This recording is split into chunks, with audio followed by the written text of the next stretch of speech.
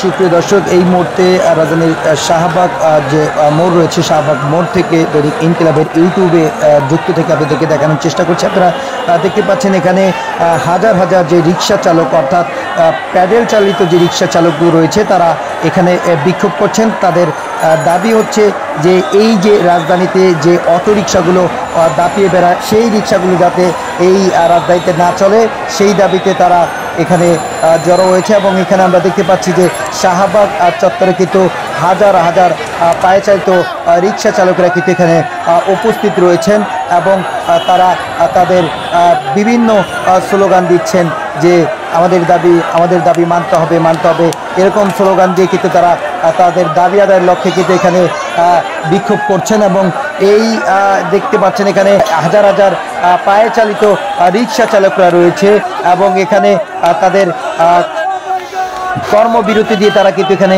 বিক্ষোভ করছেন এবং দেখতে পাচ্ছেন যে তাদের দাবি যে যেন এই পায়ে অটো চালিত যে রিক্সাগুলো রয়েছে, অর্থাৎ ব্যাটারি চালিত যে রিক্সাগুলো রয়েছে, সেগুলো যাতে এই রাজধানী ঢাকাতে না চলে।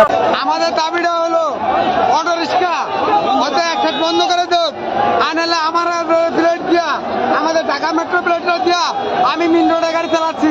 একটা অটো রিক্সা, সেটা প্লেটের নাম্বার নাই, গাড়ি অবৈধ, সেই গাড়ি মেন রোডে উঠতেছে, আমি এটা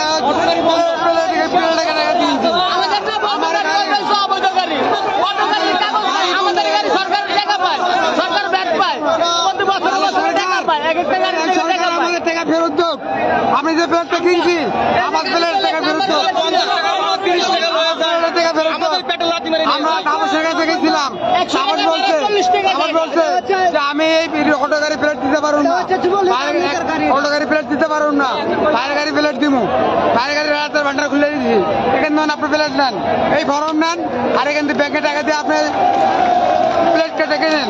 তখন আমি বললাম কথা বলার দরকার, এগুলা গাড়ি হচ্ছে যুবলীগ আমলিগের নেতারা এই অটো রিক্সা বার করছে, ওখানে এই গাড়ি ওখানে চলতেছে, অবৈধ গাড়ির জন্য আমরা যাইতে পারি না, এদিকে দিকে মানে ঢুকায় দেয় দিয়ে মনে করেন যে একটা দুর্ঘটনা ঘটায়, এদের জন্য আমরা চাষ পাই না। আমরা তো পায়ে চালাই, এরা তো মেশিনে চলে, কারণ 100 টাকার ভাড়া 100 টাকা লয়ে যা অটো রিক্সা, 50 টাকার ভাড়া 30 টাকা লয়ে যা, আবার মনে করেন 200 টাকার ভাড়া 100 টাকাতে লয়ে যা।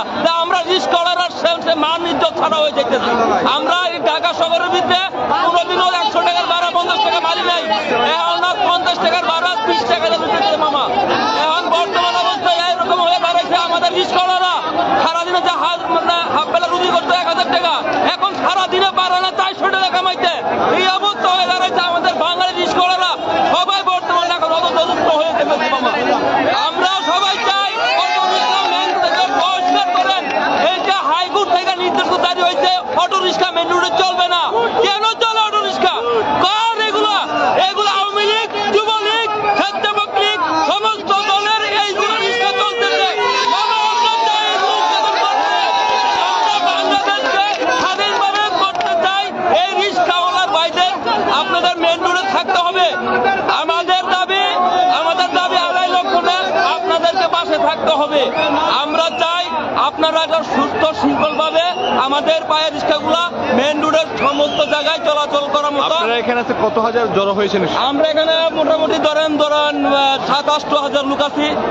পুরো ঢাকা শহরে কত রিক্সা আছে? বড় ঢাকা শহরে মনে করেন কমসে কম 10 লাখের উপরে আছে মামা। জি পায়ের রিক্সা আর অটো রিক্সা। দর্শক, আমরা এতক্ষণ জানছিলাম কয়েকজন রিক্সা চালকের তাদের দাবি দেওয়া নিয়ে কথা শুনছিলাম।